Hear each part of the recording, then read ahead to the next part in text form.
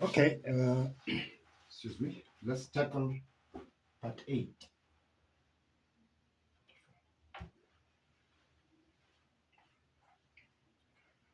Uh, I can wipe out this, right?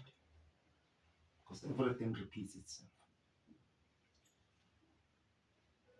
We're building on top on concepts.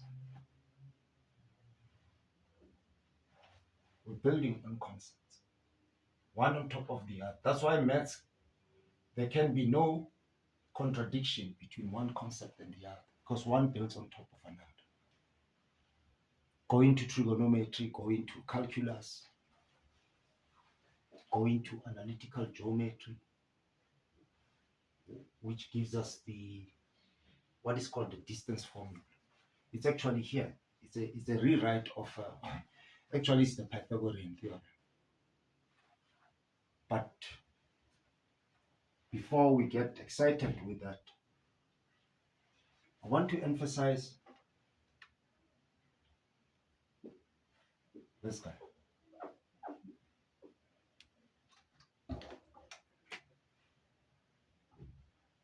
meaning the y values. And I'm thinking of writing them in red actually, because it's very important.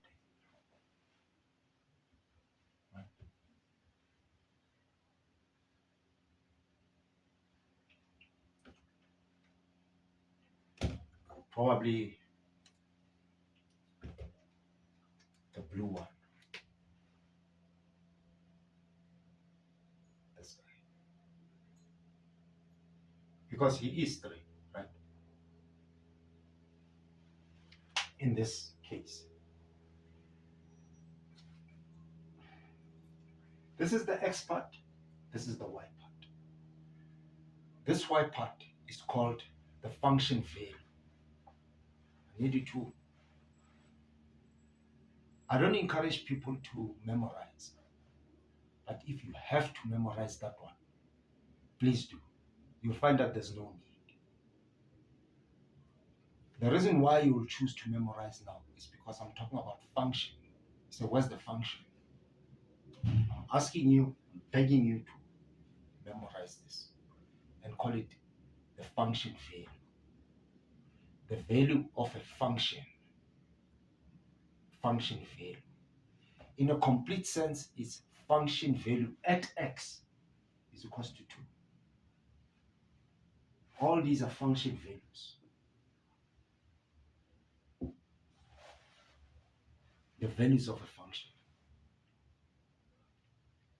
The other way to think about it, which is correct, which is exactly correct, is that it's the outputs, where these are the inputs.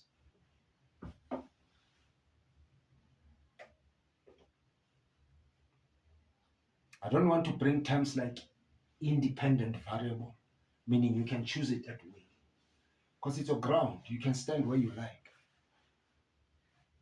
I just forced you to stay here, but you can choose to stay here, exactly here. Not here, here. Not here, here. Somewhere on this line. Meaning you choose where you stand. Who am I to tell you where to stand? Independent, you choose it independent. You don't need somebody to tell you where to stand.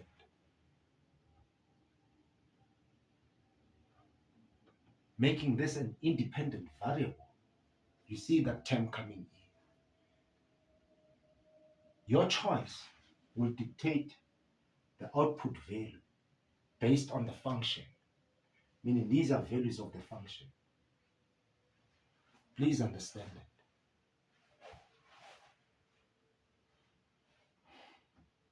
And if you understand that,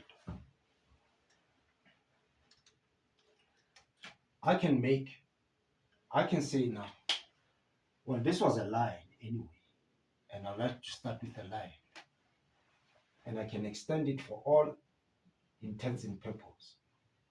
But this is a point, even though it's on the origin.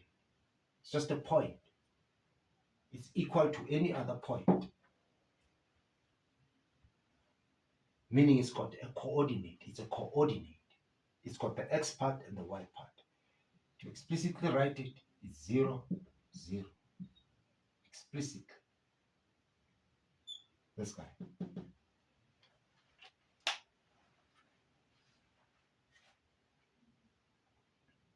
Now I say, well, if I can extrapolate this to become a line, meaning I'm extending it, right, to go indefinitely,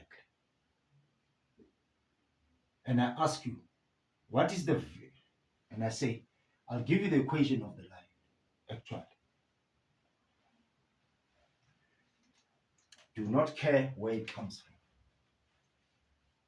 right? But I'd like us to come up with that equation. At this point in the basics is, I only need 2 points to draw a straight line. If I were to have 1 point, say this one, I can draw a line that passes through that point, which is not this line. I can draw another line. I can draw many, many other lines that passes through this point. There's no one unique line. This is the only unique line that passes this point and this point. You can have 3, but 3 points must be collinear. They must lie on the line itself. Now,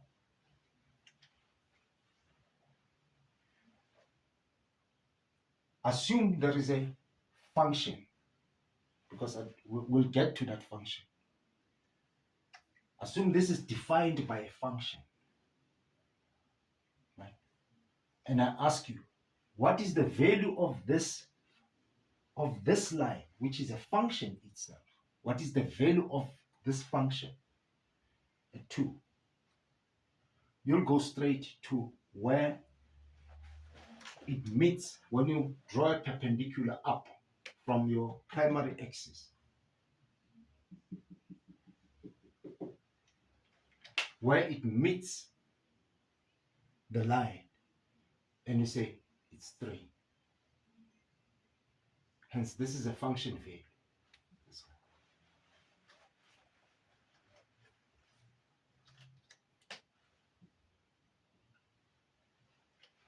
The exact 3 that is here. If I were to come here and ask you, what is the function value? This defines the function values. This defines the y's, actually. For each and every x, there is a y. I just want to know, for this value or for this value, what is the function value? And it will say it's -3. For x is equals to -2, the value of the function, meaning the line itself, takes me to y, which is the function value. I'll say it until I can't say it no more. And I still maintain, you want to see the function. And I want you to understand that this is the function value, that these are function values. You say, okay, let's go on. Now, a function is written in terms of that y, this y. So I must have y is equals to something. All the time, I must have that. Right? Now I'm gonna bring that m. Right? The equation of a line is generally defined as mx plus c. It's important that the x be on the other side. The y stands alone.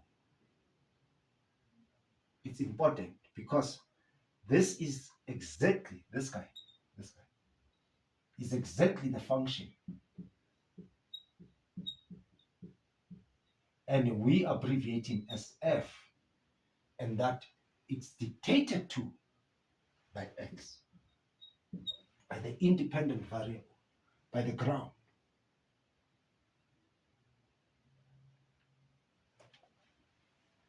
Such that this whole thing becomes y is equals to f of x, where f of x is this guy.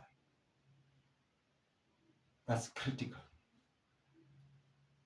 So suppose I say to you, y minus c is equals to x, right?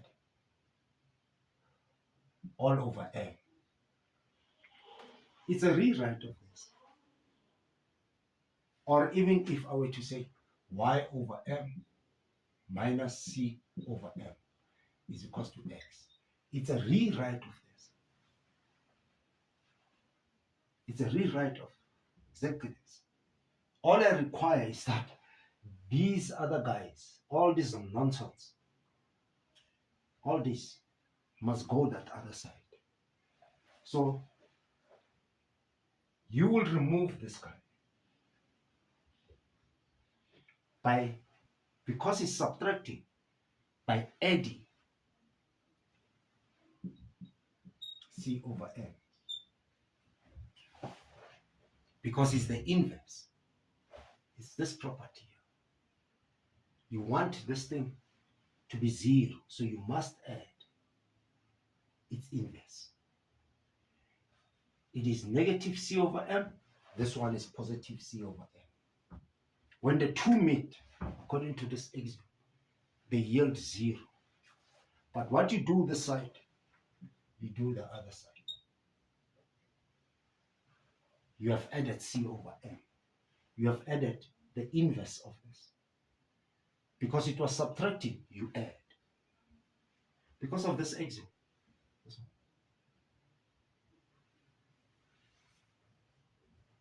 When you add a number to its inverse, must yield 0. So this is 0. These two guys must give me 0. I don't even have to think about it.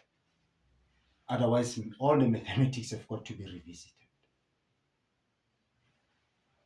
Leaving me with y over m. 0 is nothing. There it is. There is nothing now. There is nothing c over m. Doesn't exist. That's what you mean by 0. Now I want to remove this because I want only the y. You say, oh, what's the m doing? It's dividing, meaning there is 1 over m. And because it's dividing, you multiply. You literally multiply by m over 1, because this m was 1 over m multiplied by this one. So you multiply by the reciprocal of this because you want it to be 1. You really want it to be 1 because a number divided by 1 is that number. Trust me, this is a rewrite of this axiom. Even this is a rewrite of this axiom. Nothing to memorize, all logical. Because it was multiplying this guy, or dividing for that matter, just wrote it in terms of a multiply. Its reciprocal is this. That's what you mean by cancellation. No, it's dividing. Cancellation, this is cancellation. Dividing is this. A number on top and a number on bottom. That's dividing, and it's 1 because it's a number divided by itself. And 1 times any number, 1 times any number is that number, meaning I'm left with 1. But I must multiply the whole thing by m. Now the m must multiply everything inside, respecting the sign. Because it comes in as a positive, this will be mx times m times c over m. Number on top, number on bottom, you're back to this. So because I know the slope of a line is 3 over 2, well, I can write the equation of this line as 3 over 2 x, because I know the slope, as I calculated it before, which was the change in y over change in x, plus c. You say, well, what is c? Well, c is where does this line cut the y-intercept, I mean the y-axis. Cuts it at 0. This is 0. So this is the y-intercept.